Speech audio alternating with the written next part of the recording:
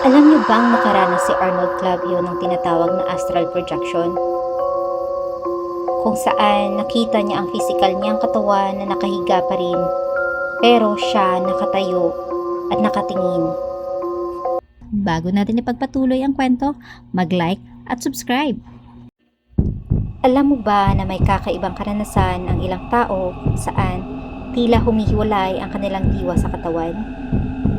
Ito ang tinatawag na astral projection. Madalas nangyayari ito sa oras ng matinding pagod, stress, o habang mahimbing ang tulog. Sa karanasang ito, mararamdaman mong gising ka, pero nakikita mong nakahiga pa rin ang katawan mo. Ang iba, sinasabing parang paglalakbay ng kaluluwa. Isang halimbawa nito ang mismong naranasan ni Arnold Clavio. Minsang natulog siya, bigla niyang nakita ang sarili niya, mahimbing na natutulog. Naisip niya paano nangyari yun, at nang makabalik siya sa kanyang katawan, bigla siyang nagpablikwas ng bangon. Pawis na pawis at hinihingal. Hindi niya mapaliwanag pero alam niyang totoo ang karanasang iyon. Pero hindi lang si Arnold ang nakaranas nito. Si Rodel, isang baguhang nurse. Si Rodel ay baguhang nurse na dumaan sa nakakatakot na karanasan. Galing siya sa matagal na duty sa operating room.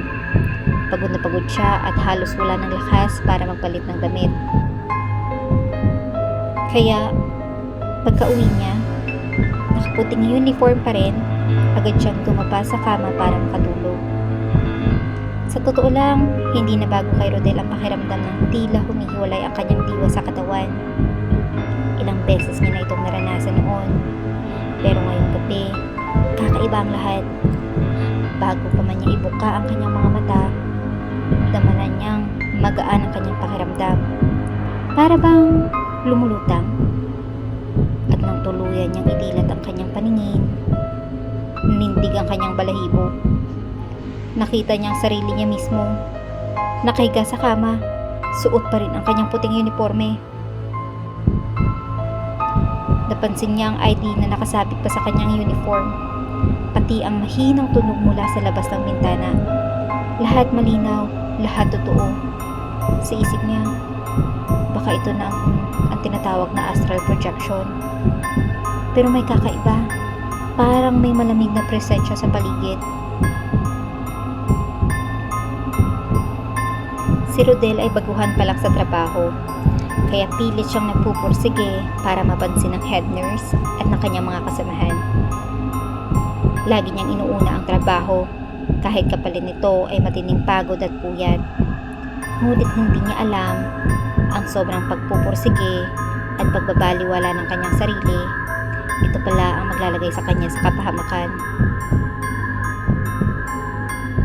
At habang nakalutang siya, gulong-gulo siya kung paano makabalik sa kanyang katawan.